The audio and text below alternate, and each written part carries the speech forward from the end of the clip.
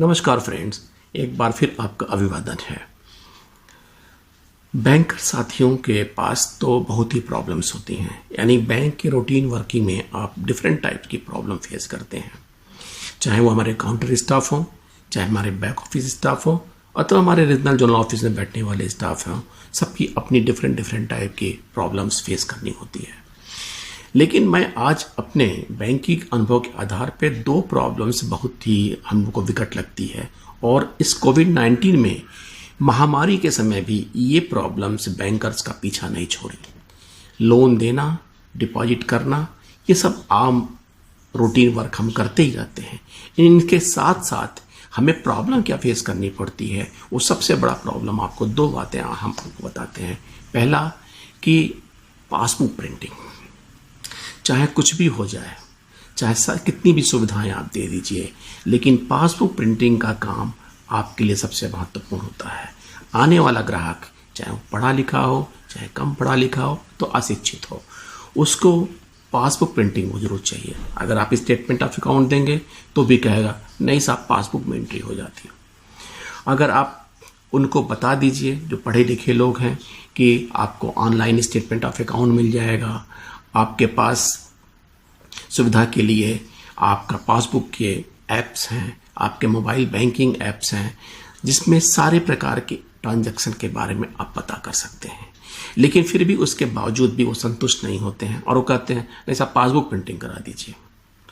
और हमारे ब्रांचों की, हमारे बैंकों की विडंबना क्या है कि हमारा सब कुछ ठीक चलता है, लेकिन पासबुक प्रिंटिंग मशीन ठीक नहीं चलता है। और उसके लिए हमें हमारे शाखा प्रबंधक हो, चाहे काउंटर स्टाफ हो, चाहे हमारे बैक ऑफिस ऑफिशियल्स हो, उस सबको किसी न रूप में परेशान होने की ज़रूरत पड़ती है, क्योंकि ग्राहक मानता नहीं है। खासकर से हमारे वो सीनियर सिटीजन ग्राहक जो बिना पासबुक एंट्री के आपके पास टलते नहीं हैं। तो दोस्तों, ये सबसे बड़ी समस्या है। इसका समाधान है, करना ये चाहिए कि जो हमारे विभिन्न प्रकार के कियोस्क बिलो स्वयं बैंक, स्टेट बैंक ने स्वयं पासबुक प्रिंटिंग का मशीन भी लगाया है, लेकिन उन सब के बावजूद भी हम बहुत ज़्यादा सफल नहीं हैं। और हमें ये तो याद है कि इस महामारी में कोविड-19 में इतनी खबर मिलने को आ रही थी कि पासबुक प्रिंटिंग के लिए लड़ाई हो गई, पासबुक प्रिंटिंग के लिए मारपीट हो गई, और पासबुक प्रिंटिंग के लिए ये सारी प्रॉब्लम हो गई। ऐसे में हमें या तो कुछ नॉमिनल पैसे लेना चाहिए, ताकि जो कस्टमर बार बार आता है उसे लगे कि अरे यार, हमें 10 रुपये या 5 रुपये या जो भी एक नॉमिनल रिजनेबल फीस हमें देना पड़ेगा, वो उसको अवॉइड करेगा। नंबर 1, वो कोशिश करेगा, जो भी पढ़े लिखे समझदार लोग हैं, कि अपने मोबाइल ऐप से अथवा पासबुक ऐप से या स्वयं प्रिंटिंग पासबुक से वो सुविधा लाभ उठा लें।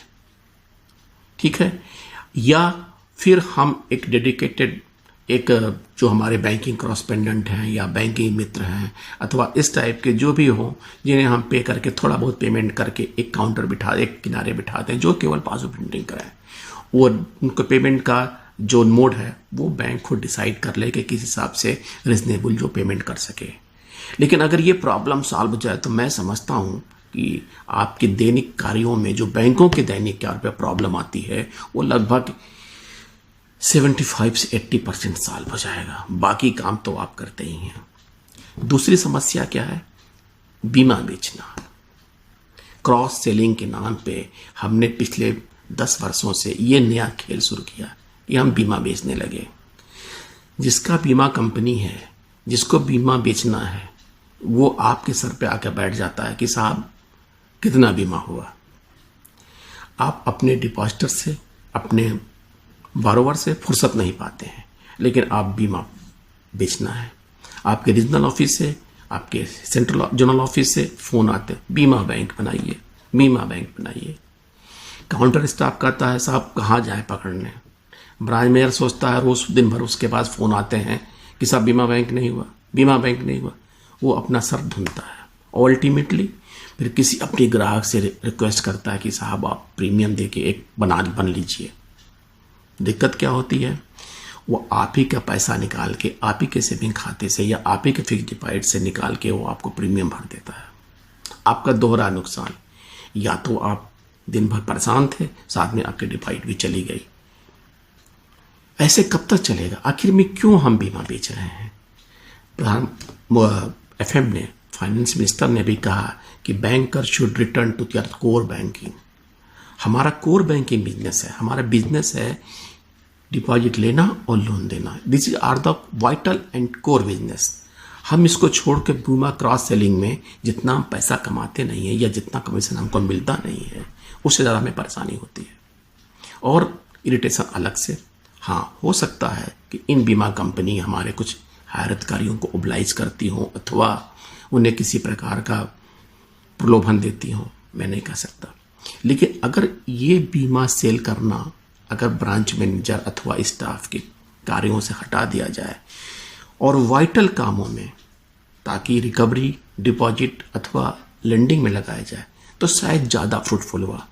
नॉन इंटरेस्ट इनकम कमाने के चक्कर में हम अपनी बैंकिंग भूल के बीमा बेच रहे हैं।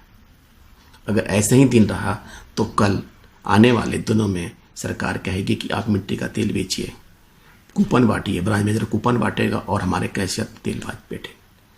तो साथियों, ये अगर दो प्रॉब्लम अगर हमारे बैंकिंग लाइफ से हट जाए तो मैं समझता हूँ कि हमारे सारे कर्मचारी, अधिकारी लगभग 75 to 80% कार्यों के बोझ से, इन बेफजूल कार्यों से बच जाएंगे।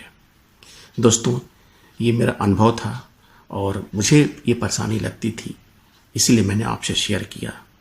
अगर आपको लगता है कि मेरी बात उचित है तो थैंक यू। अगर नहीं आपको पसंद आया तो भी आपको थैंक यू। और अगर अभी तक आपने मेरा चैनल सब्सक्राइब नहीं किया है तो प्लीज़ सब्सक्राइब कर दें, लाइक करें, कमेंट करें। मैं आपके कमेंट का जवाब ज़रूर दूंगा। नए वीडियो के आने तक धन्यवाद, बहुत बहुत धन्यवाद। Thank you.